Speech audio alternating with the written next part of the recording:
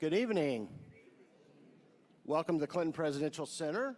I'm Jay Barth, Director of the Clinton Presidential Library and Museum, and the Clinton Presidential Center Presents event. This Clinton Presidential Center Presents event is a collaboration between the Clinton Library, the Clinton Foundation, and the Clinton School of Public Service, three entities that find their home here on the campus of the Clinton Presidential Center.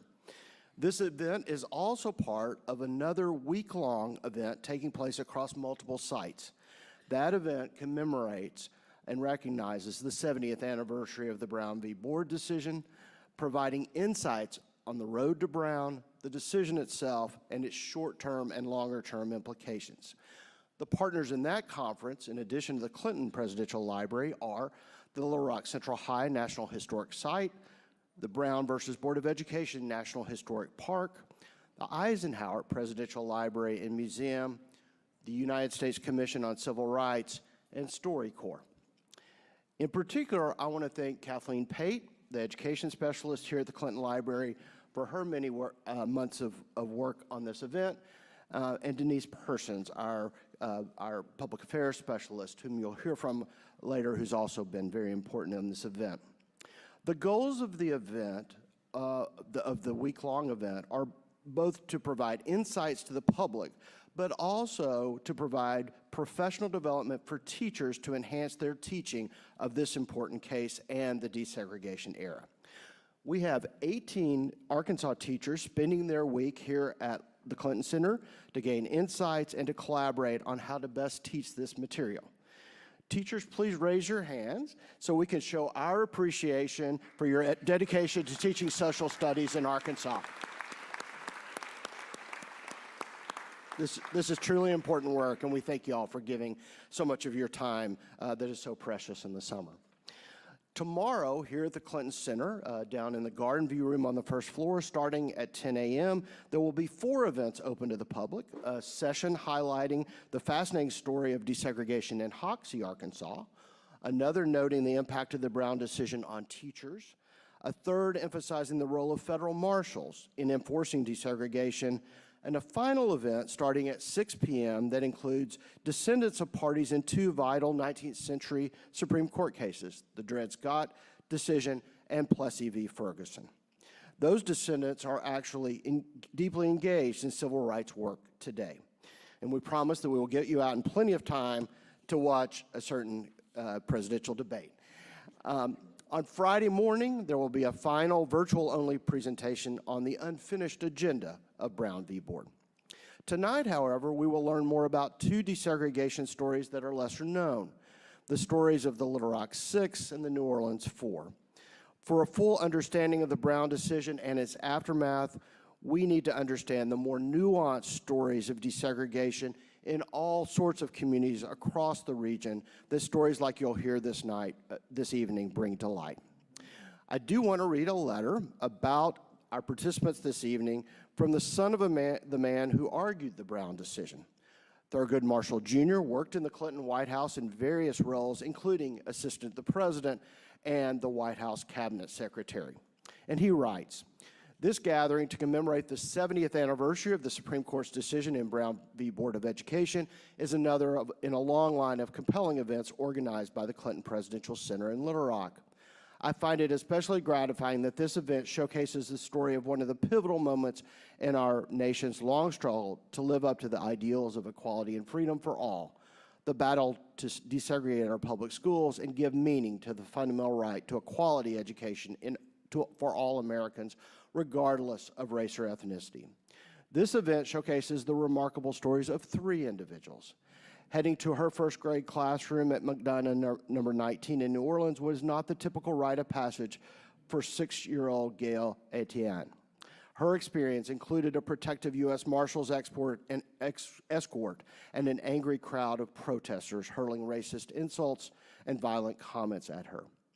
Gerald Persons and Richard Lindsey were high schoolers when they were blocked by white peers and shoved off the main steps when they tried to enter North Little Rock High School. Despite their importance, or perhaps because of it, we are in danger of losing these stories and their invaluable lessons as some community leaders seek to prevent African American history from being taught in our schools. Decades later, the courage of these three individuals serves as an eloquent guide in the continued struggle for recognition and reconciliation of past injustices. To all of you who have gathered on this occasion, I hope that these stories will inspire you to act, to become engaged, and to preserve and amplify these important pieces of history. As my father once said, quote, "Where you see wrong or inequality, speak out, because in this country, this is your democracy. Make it, protect it, pass it on." The heroes of the movement for my father and his colleagues were their clients, the people who had the courage to stand up and battle against inequality. It was never safe for those clients or their families, and they all endured immense hardship. We can and should seek to share the inspiring lessons of Gail Etienne, Gerald Persons, and Richard Lindsey. May we learn from their courage and speak out, stay involved, and never grow weary on the continued path to equality. Thurgood Marshall, Jr. In the conversation ahead, you'll hear more about what our three guests have been up to since these events over 6 decades ago.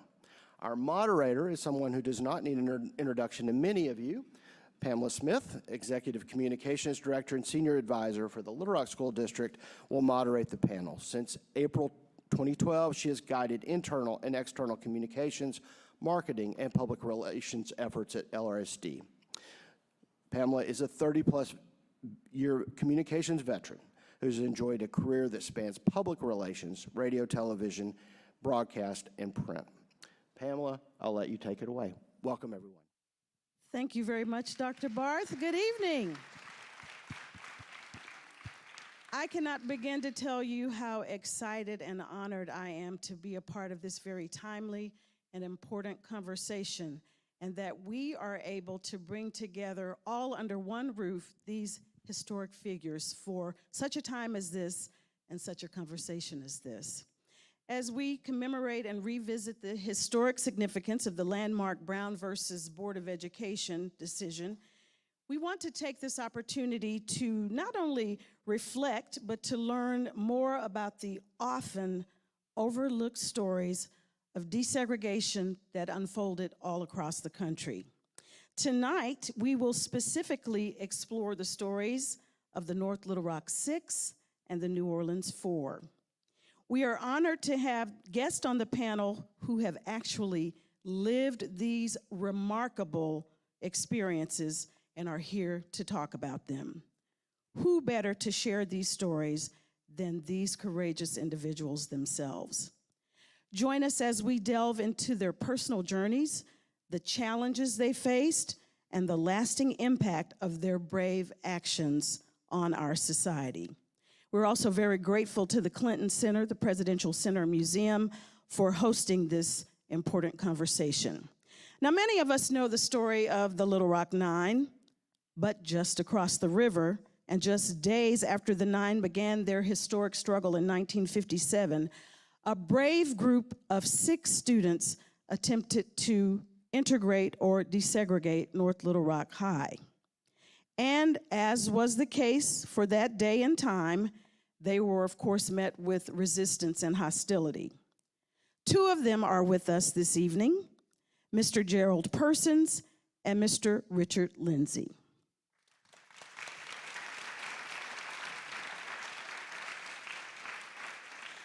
And in the case of the New Orleans 4 in 1960, 4 young African-American girls courageously integrated 2 elementary schools in New Orleans, facing intense hostility, again, and adversity. Now, many of you perhaps have heard the story of Ruby Bridges.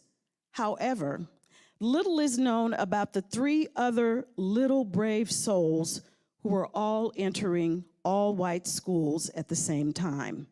One of them, Ms. Gail Etienne, is also with us this evening.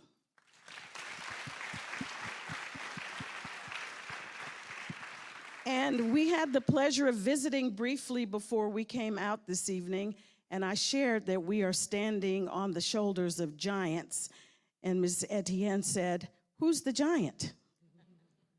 And of course, we all know that these wonderful individuals on stage are giants, and we do owe them a deep debt of gratitude. And I wish if you wouldn't mind indulging by giving them a nice round of applause.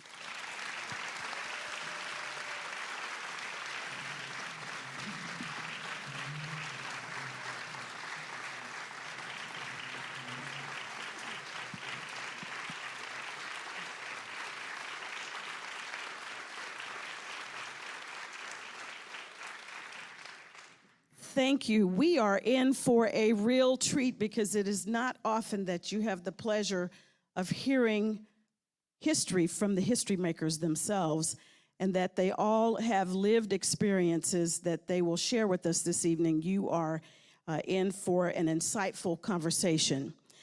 Now, I want to begin with Mr. Percy and Mr. Lindsey, because you all were the brave high schoolers who attempted to integrate North Little Rock High School. Given what you saw going on related to desegregation across the country and right across the river, what made you want to go through with it? We'll start with you, Mr. Persons. It should be on. Should be on. Testing. Okay. 1, 2. When I was first approached about attempting to go to North Little Rock High School. Hold it up closer to your mouth, Okay. if you don't mind. Thank you. North Little Rock High School. I was somewhat against it because I was afraid. I was a senior in high school and everything. My sister from Washington, D.C., who attended Howard University, was home.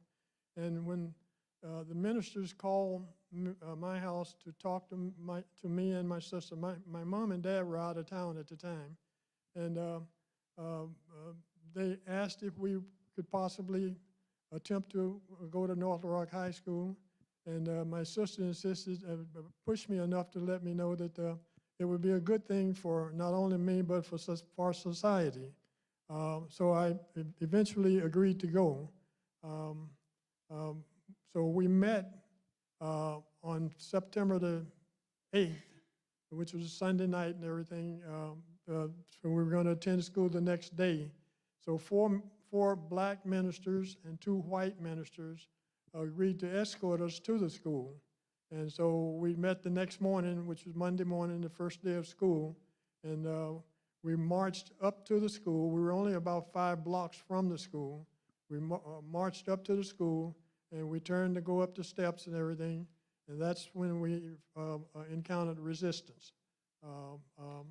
And it was frightful, and we recall names that you can't imagine, and they pushed on us and shoved us back and everything and pushed us back down to the sidewalk.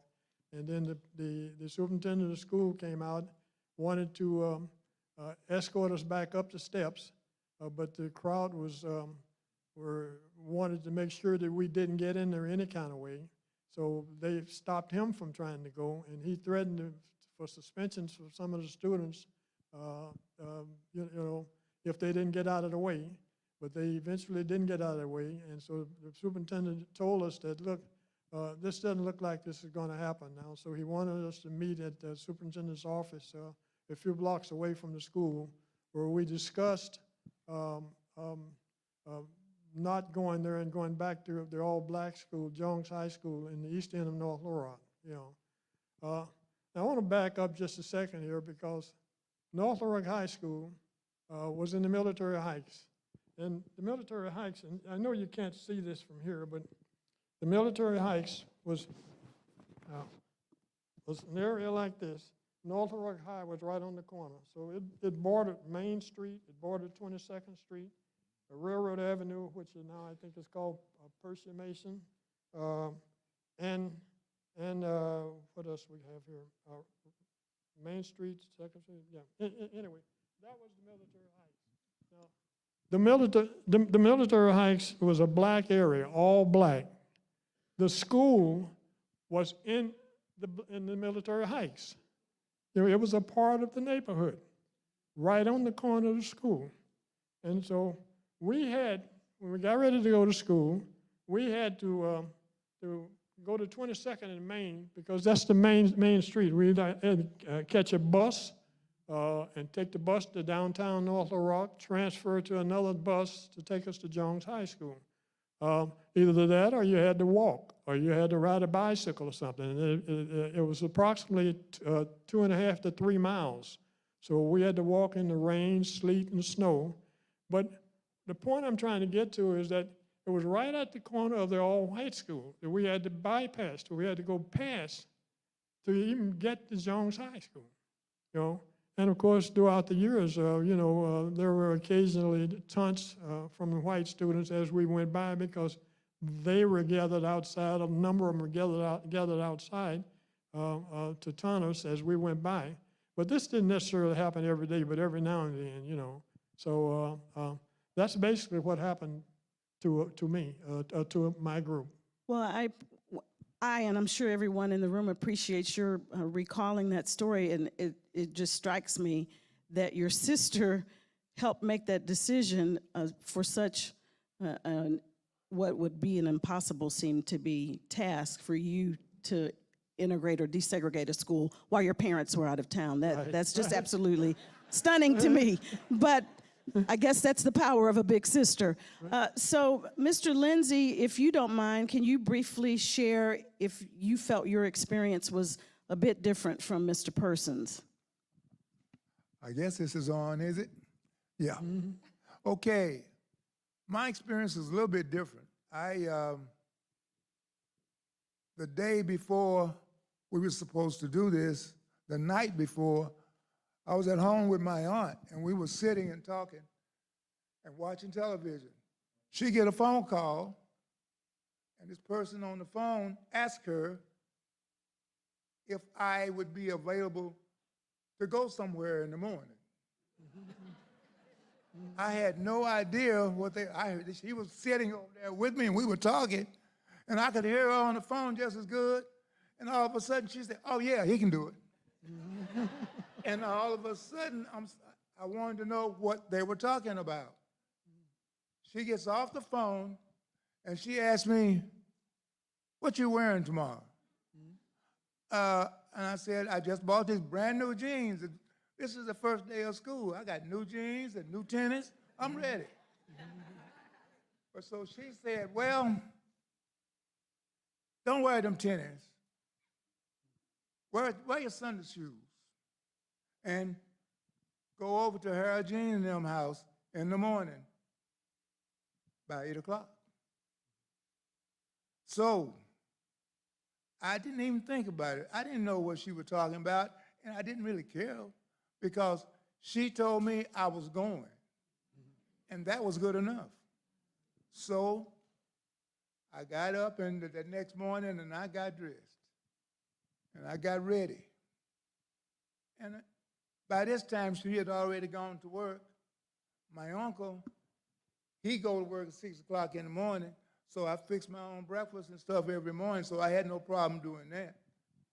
I got up, and I was ready to go by 7 o'clock because she said, "You got to be there at 8." And that's only about 10 minutes walk, but I was going to be there at 8.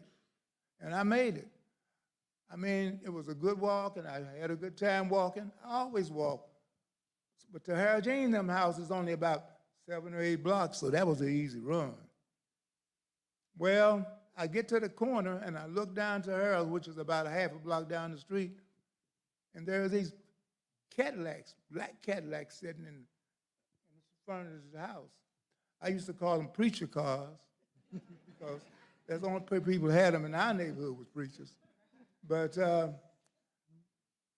I walked up there to that door. By this time, the rest of the guys were standing around talking and doing what they were doing.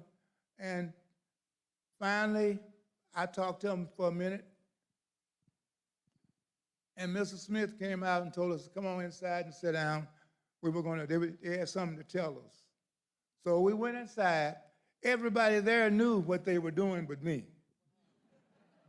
Everybody in there knew why they were there but me. But I was following orders, so I did it.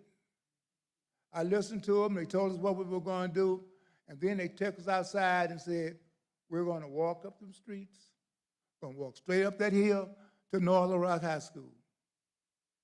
Well, I think in my mind it was a joke. I was playing a game. I didn't know. The seriousness of it hadn't hit me yet. But it wouldn't be long now. And we walked. We started walking. They told us, don't look down and pay attention to your feet.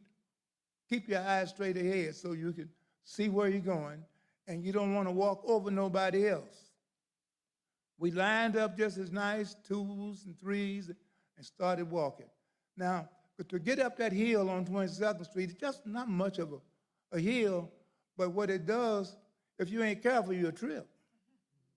So we walked up that hill and started walking up the hill, and we were about 3 blocks away from the house when I noticed the people.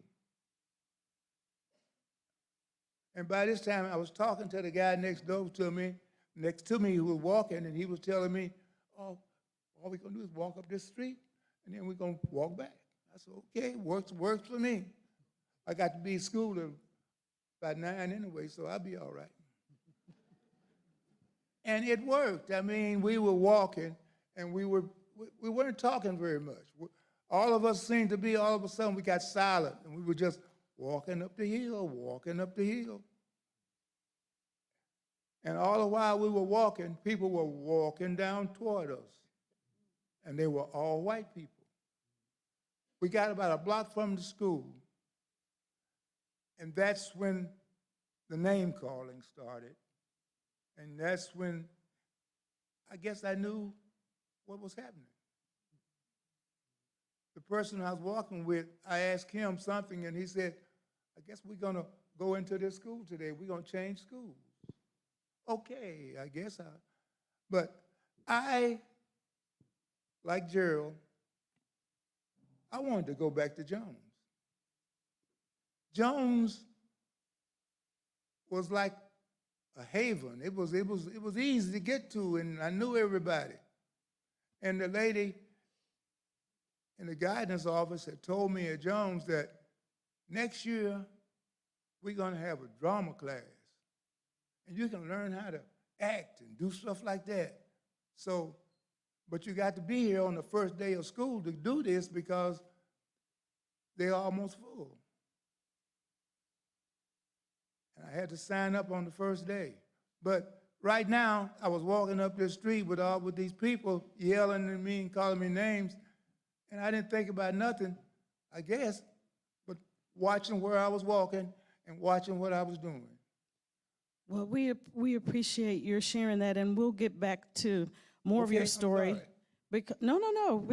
We want to hear it, but I really want to get to the part of the story where someone touched your neck. So Okay. stay tuned for that. For you, Miss Etienne, do you even feel like you were old enough to know what was going on? At 6 years old, I didn't know what was going on. My memory is a little different. My other sisters, Tess and Leona, they remember that morning getting up. My day doesn't start for me until we're coming around. I'm in the car with the marshals. I'm coming around the corner, getting ready to get on the main street. And I saw this mass crowd of people that was screaming and hollering and calling us all kind of names. And there's one picture I'll never, ever forget. There was this pregnant lady on the neutral ground with a garbage can top. And I was wondering, what could I have done as a 6-year-old to make them act the way they were acting? They were screaming and hollering and look as though if they could get to me, they would kill me, and I didn't know why. All I know is that I was going to a school. So we pulled up in front of school. We get out. The marshals come. I had one in the front. His name was Warren. He was my boyfriend. And they had the driver. He was an older guy. He was Rooster. So Warren was walking with me up the stairs, and Tessie and Leona, they were there also. They were going up the stairs. And when we got inside, it was like a foyer area. And we sat there, and that's when I met Tessie and Leona. And we all sat there for a while. And then the time got longer. It seems as though they didn't know what to do with us. So the three of us started playing hopscotch. We drew a hopscotch on the floor, and we started playing hopscotch. So we were there a couple of hours. And when they finally decided what they were going to do with us, they took us to the classroom. And when they did that, the parents came in one by one and pulled all the kids out. Come here, Billy Bob and Mary Jane or whatever the name was just taking them out of hands and just pulling them out the classrooms. And the parents did that until there were no other students in the entire school except the three of us. All the parents took all the kids out to school. Nobody but the three of us, the principal, and all the teachers. The teachers had to stay because if they wanted to get paid, they had to stay at the school, even though they didn't have any students to teach. So we had a great teacher, first grade teacher. That's Tess and Leon up there. We had a great first grade teacher, Miss Myers. She was like a grandmother to us because she was older, but she was our protector too. And if she didn't want us there, we didn't know it because she didn't treat us badly. We couldn't go to the bathroom by ourselves. The water faucets were turned off. We couldn't go anywhere by ourselves. We had to bring our own lunch for fear that they would poison us. We couldn't go by the windows. They had brown paper over the windows. I guess they thought sharpshooters was going to try and shoot us or whatever. I don't know what the reason was. And outside the classroom, underneath the stairwell, was a little section about maybe the size of that black tile right there. And that's where we played. That was our section where we would get to play together every day. We couldn't go no further than that. And the teacher, she was right there. We couldn't be left alone. And the marshals, we didn't find out till our 50th anniversary that, because we didn't see them. We thought they brought us to school and left us. But they were still there. They say they had to stay there the entire day. They couldn't leave. Even though we were in a classroom with our teacher, I don't know where they were. They were somewhere in the building. And that's basically the way our first year went. The second year, after Christmas break, is when some other kids came. Maybe about 20 other black students came, and I think maybe one, I'm not sure, one white, excuse me. And so we finished second grade. Well, in the third year, McDonough 19 became an all-black school. So our parents decided that we were going to go to another school. They were asked about it, and they said yes. And I remember my dad telling me about we going to another school. So we went to another school, T.J. Sims, and that was where the horror started. To go to T.J. Sims, we had the parents would line up in two lines. We didn't have any marshal protection, and we had to walk between the parents as they were howling, pushing, spitting on us. And the principal didn't want us there. The teachers didn't want us there. And it was obvious with the way they treated us. They would tell the kids to hit us, to spit on us. They would spit on our food. They would hit us. My dress was almost completely ripped off me. When we had recess, there was like a little FICA tree. The girls, we would all get together and just go under this little tree at recess time and just be like this until the recess was over. The boys, I assume they were doing the same thing on the other side because it was maybe about 8 of the black students that came with us when we went there. But Sims was a horrible experience. At Sims, I got hit in the stomach with a baseball bat. And it was intentional, it was not an accident. And I went home and told my dad about it. And my dad loved to write, so he would always write a note complaining about the things that was happening.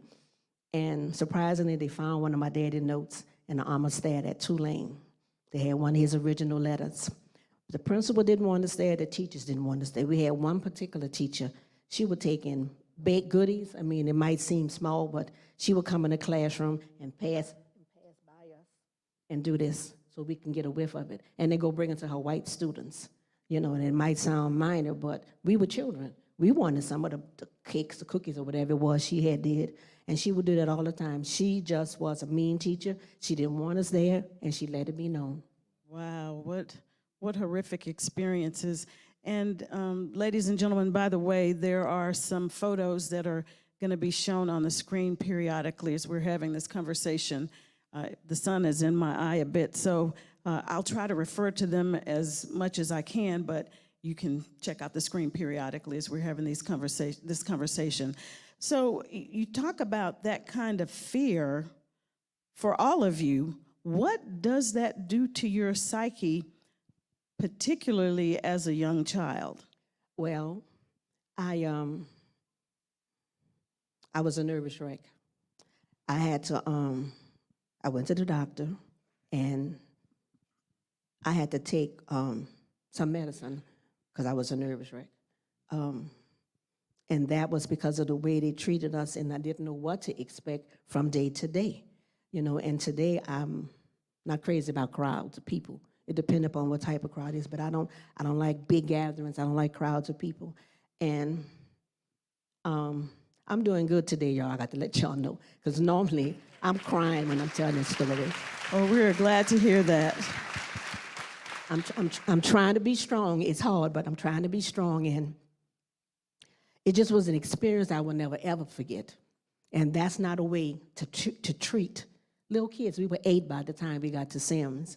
And the teachers, the principal, it was horrible. It was horrible. We didn't have a pretty story. Ruby Bridges' story was pretty. She didn't go what we went through. So that's why they didn't want to tell our story. Our story wasn't for the books, or for the kids, you know. And I had the sense enough to realize that it wasn't all white students, because some of them wanted to play with us. When the people weren't looking, sometimes they would sneak and want to play with us. I had one little girl touch my hand and told me that, my mama told me if I touched you, I was going to turn black, you know, and she honestly believed that. Before that happened, they had a white family in the neighborhood across the street. I used to go to their house and play with their daughter, and she would come to my house. But after that one day, it completely changed. There was no communication between us, because I guess I was one of the little ends that went to the school, you know, so they didn't have anything to do with me after that. Wow, that is just horrible to hear. And you, Mr. Lindsey, you talked about how someone touched your neck, and share that story with our audience, if you don't mind. Sure. We had made it all the way up to the steps where you lead up to some more steps that goes into the school. And we were right at the mouth of that walkway. And by this time, I guess everybody got brave, because the people that were standing across the street and down the street and on the corner, everybody seemed to gather right there in that spot as we were walking up that hill. And they were following us. And when we got to the top, there was a round flower bed or thing right in the middle, but we walked around it. And just when I got to that side, the crowd came in on us, and there were people touching. We were actually touching. Wasn't any violent touching. They were just touching, I guess, trying to get by. And finally, I felt it.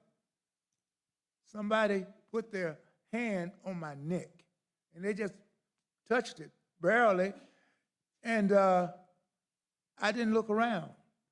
It didn't hurt or nothing, but it laid on my neck, and all I heard was, I just wanted to see how a nigger felt.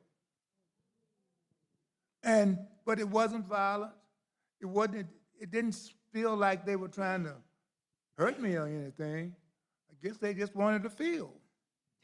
And I just kept on walking. I guess we had a rule: keep walking.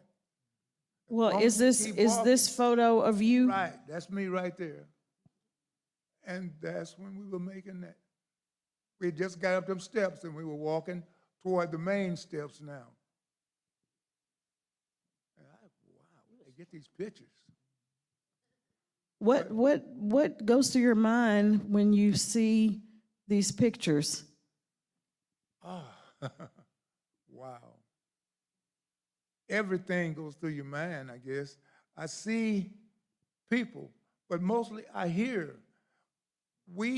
I didn't feel anything, but I could hear people calling me names, and things that they were saying, they sounded violent. Somebody said that there were 400 people out there. I told them it was 4,000 people out there. I know it. So I don't know. Go ahead, Mr. Persons. Oh, I'm sorry. No, we want to hear from you. Okay. Yeah. One of the things that happened, of course, is that, as Richard mentioned, we went up the steps and we were paired off in twos, going up the steps and everything. But when we were finally, we were stopped once and pushed back, and then we went up again. When they pushed back, the two of us, Harold Jean and myself, were first in line. So obviously, when they started pushing, we're going to be the last people pushing back. So I got pushed in the back, shoved in the back, and it kind of pushed us all the way down to the main streets. You know what I mean? But one of the things I did want to mention that the newspaper put our addresses in the newspaper, and that was frightening. And I've said this so many times, so I might be repeating myself here, but there was a torch lit to cover the neighborhood. In other words, up on the hill, you can look, if you lived in the Military Heights, which is an all-black area, everybody could see that torch, And of course, it's frightening because when you think of that, you think of the Ku Klux Klan, you see? And you said they could actually see it from the high school football field. They were having, the White High School was having a football game. And as I said, North Little Rock High was in a black neighborhood, just on the edge of the black neighborhood, So when that cross was shown, the whole neighborhood, everybody saw it, including the thousands of people that were in the stands looking at it, And so it was quite fearful, and I guess it really took us quite a while to kind of get over that because we didn't know if we would be, our house would be bombed or be shot at, because our address was in the phone, in the newspaper. And of course, every time we saw a white person come through the neighborhood, you get a little nervous because you don't know afraid. What's going to happen, I understand. So just by a show of your hands in the room, how many of you were familiar with these stories before tonight? How many were not familiar? Wow.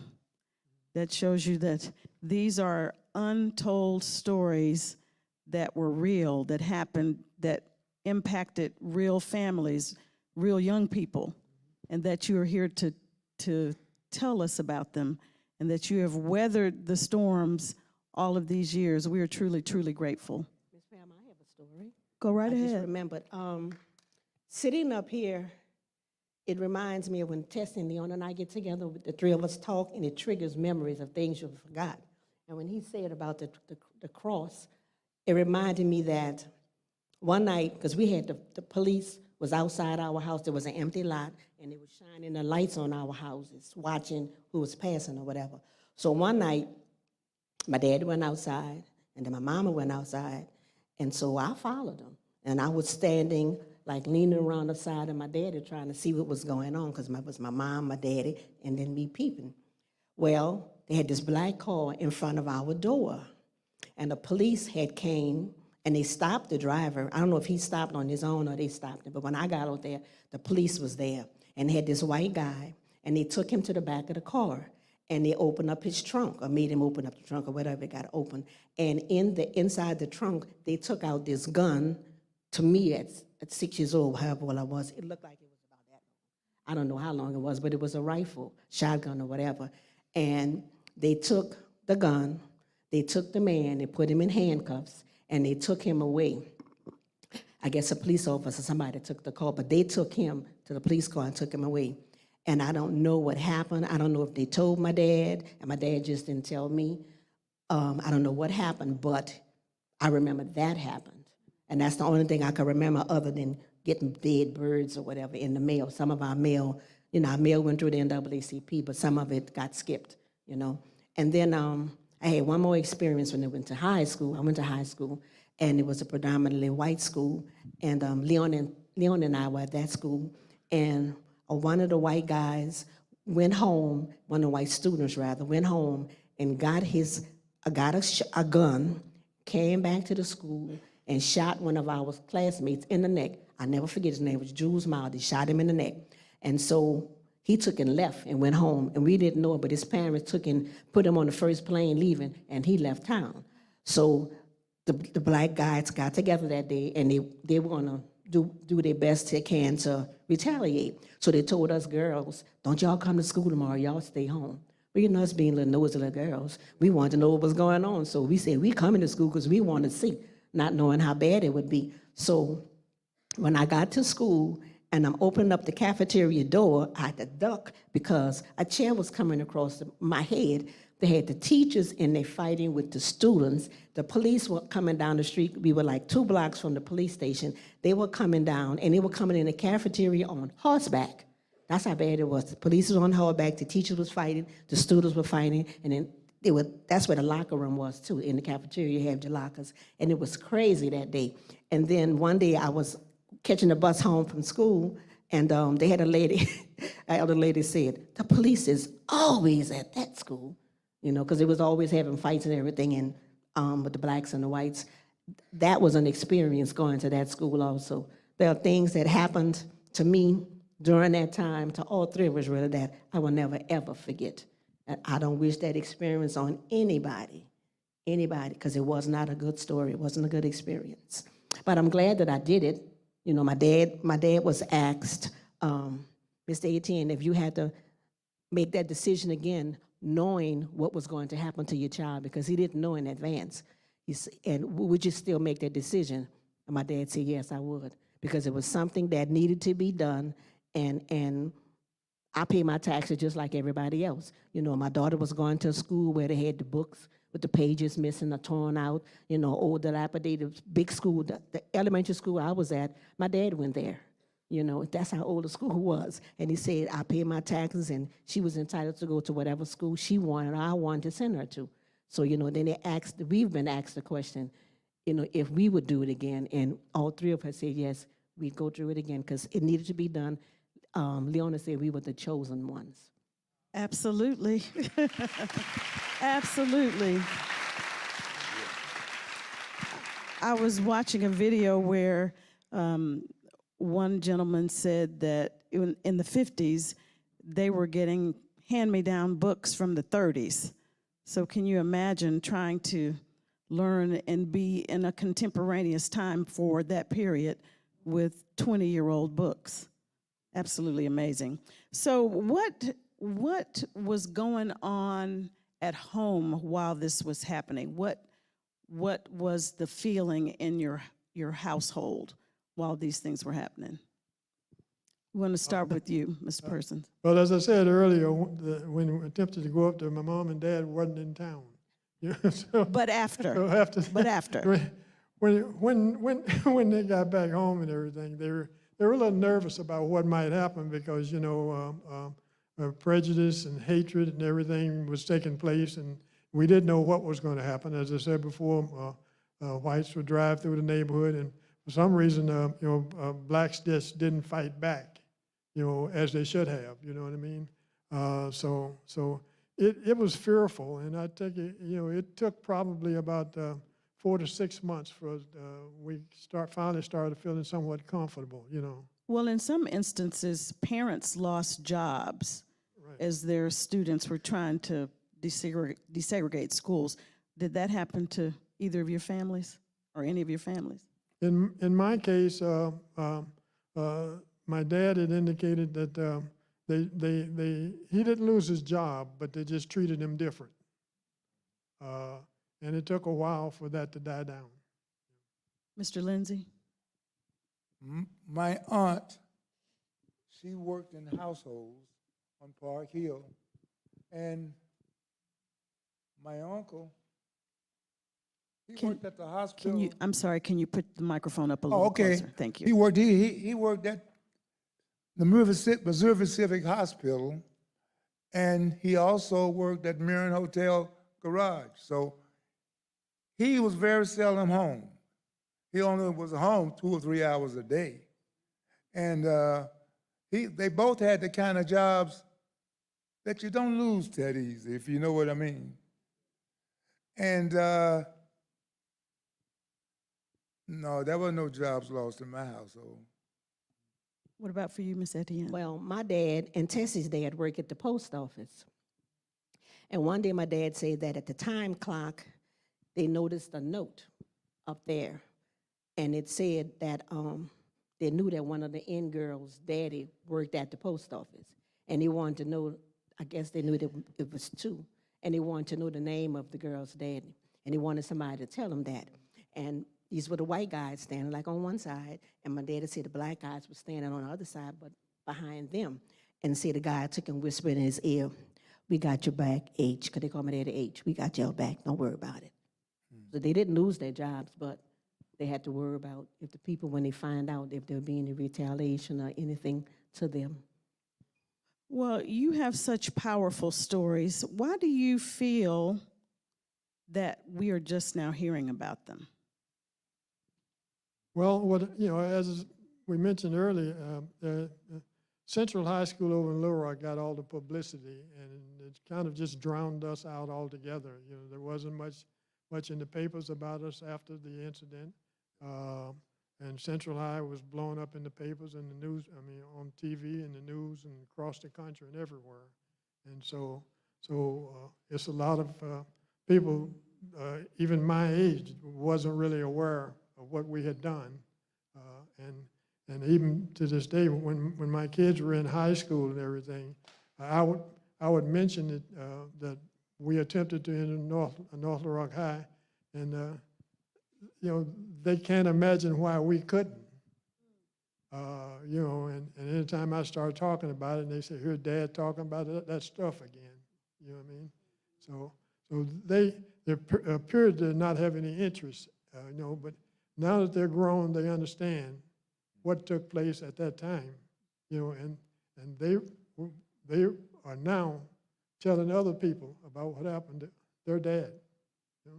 That's awesome. And I understand that in 2019, Representative Jamie Scott, who's Senator-elect now, helped usher in a recognition for you at the state legislature. Where is Ms. Senator-elect? There we are. Thank you. Thank you for helping to tell this very important story. I know this means a lot to you, Mr. Lindsey, because you have a personal connection. Personal is right. Granddaughter is correct, yes. And I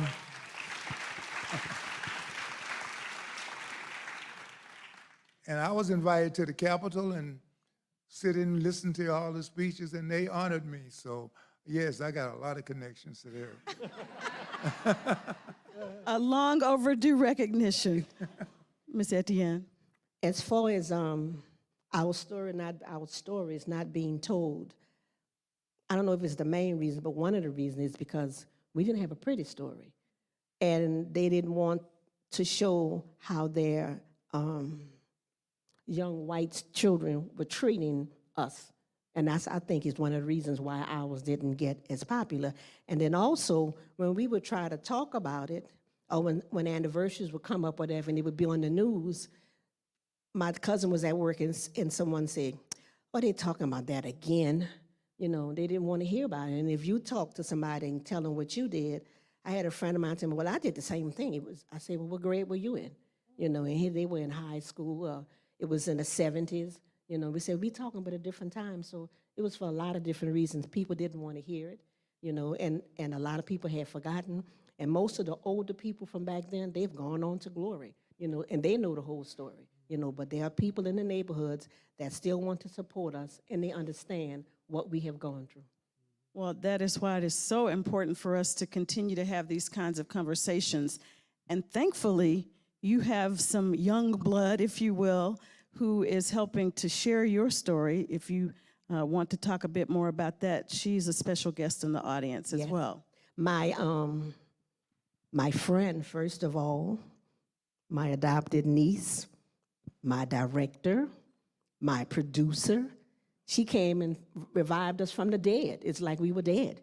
And all of a sudden, we on television, our first national television interview, and we going places. We went to the Crown Awards. We're working on a movie. We're working on a book. We've been to Washington, D.C., and there's just a lot of things she's doing for us, and I can't thank her enough. I am so glad that she entered my life. Well, you And gotta I love say her you. dear. name. Oh, don't worry, I was gonna get to her name. Don't worry, I wasn't gonna leave her name out. And Dee, I love you. And please, y'all, give a round of applause to Deidre Meredith. Stand up, Dee. Stand up there. There she is.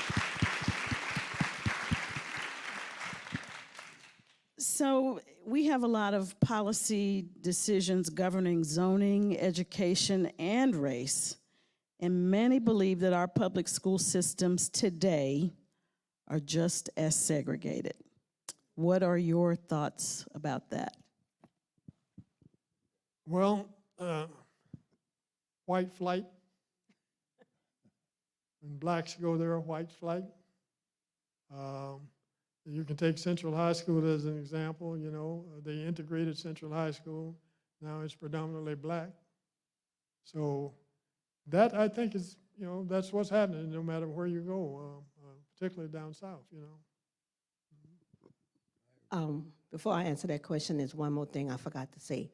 And Ms. Robin White was the first person in Arkansas that acknowledged us. She's not here today, but she was the first person to do that. And I thank her for that also. Her daughter's Her here. daughter, yeah.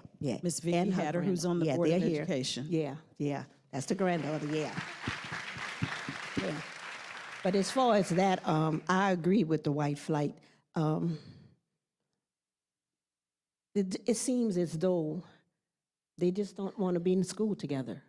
The black and the white, they want to be separate. And Is it the students, you think, who want to be separate, or the parents who want their students to be separate?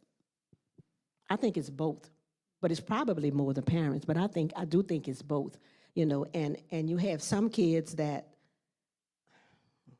I hate to say it, I mean, it's in their bloods, and they're truly racist. I mean, I hate having to say that, but it's just a fact. They don't want to be together with blacks. They want to keep everything separate, you know, and I've had people and friends of mine say, Gail, why you don't hate all white people? And I say, well, I, more than most, have a lot of reason to, but I don't. I have a lot of white friends. I was telling them that recently a white guy, I work at the post office like my dad did, 25 years. I had one guy came up to me and told me, just all of a sudden he came up and said, I know what you did.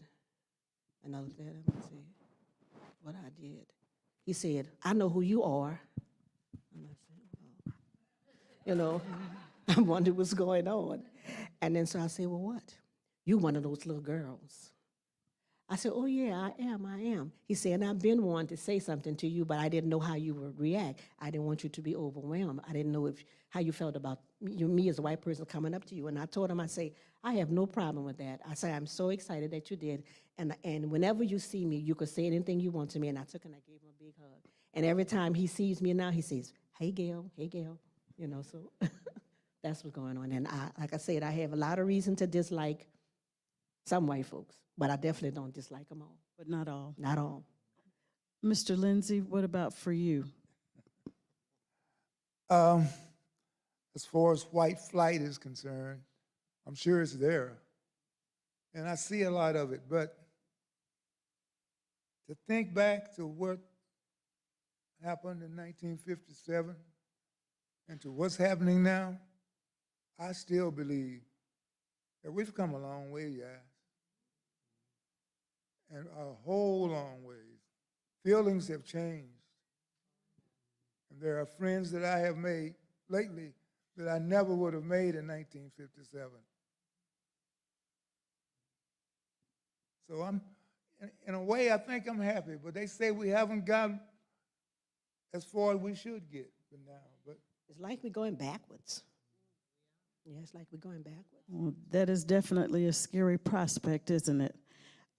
For the young people in the room, because unfortunately we're almost out of time. Such a great conversation. Look at that innocent little face on the screen there. definitely that. Back then, they called me the wide-eyed girl.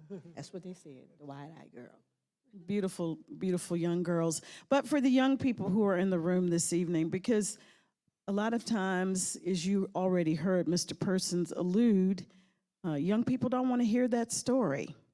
So what can we do to keep the needle moving and moving in the right direction? keep telling it. Keep telling the story. You know, we keep on repeating it over and over again, you know, and a lot of people made a lot of sacrifices for the things that we can appreciate today. These things that we appreciate, they weren't always available to us. So you got to keep on telling them, stress it more and more, and hopefully we can get some togetherness, because I don't like it the way it is. You know, I really don't. Hopefully we can get together as one. Thank you. One of the things I wanted to mention, you know, in terms of trying to educate some of the children and everything, my granddaughter was in a junior, was it junior high school?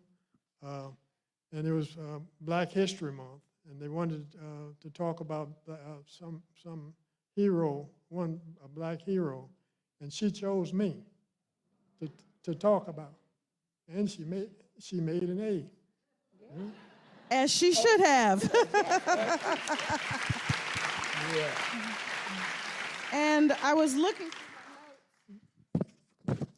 because there was something specific I was going to ask you about having a great niece elected and serving on the Board of Education for North Little Rock School District. Now, all these years later. I live in California, and you know, I've got nieces here in Little Rock and everything, and so I'm really not up to speed on that. So I really can't answer that, you know. But Well, having come this far, she's here. Having come, thank you very much for being here. Having come this far to now have a niece serving on the same school board that said you could not go to school. What does that mean to you?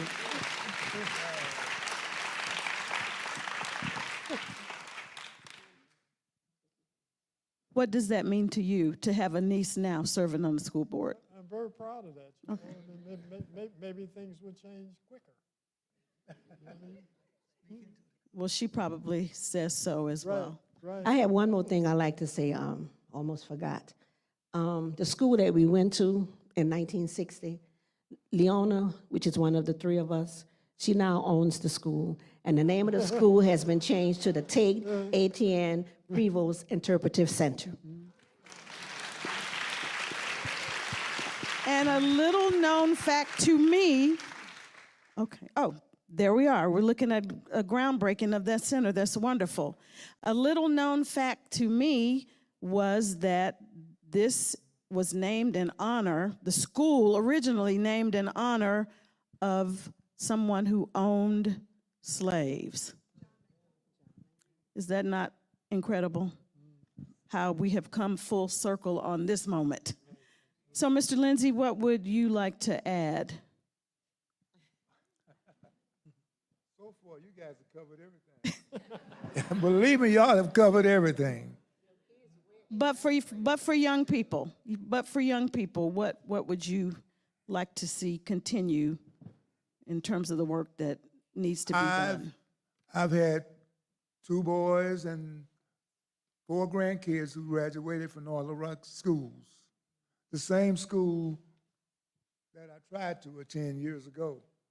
And they turned out great. All of them, all of my kids turned out great, and I wouldn't change it. And they say I had something to do with that. I'm happy if I did, but believe me, they did a lot on their own. I'm happy. Let's give all of our panelists a nice round of applause.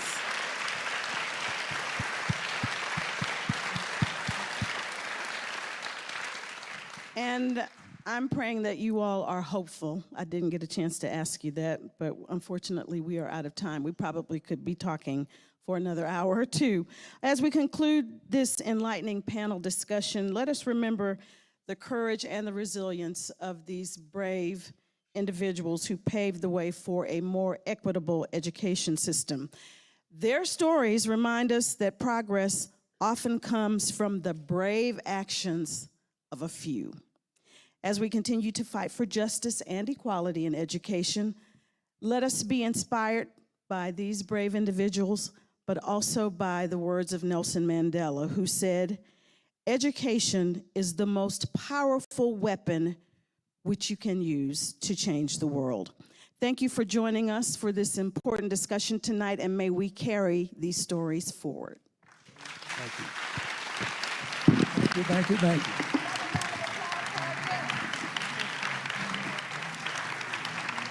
Thank you.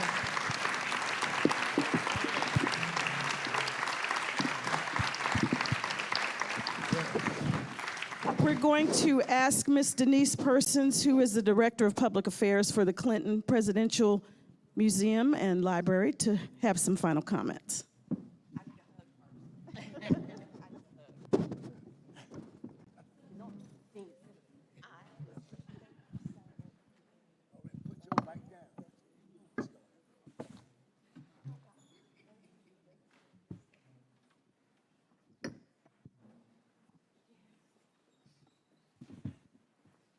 I tell you, the stories that they told this evening, it just tugged at my heart.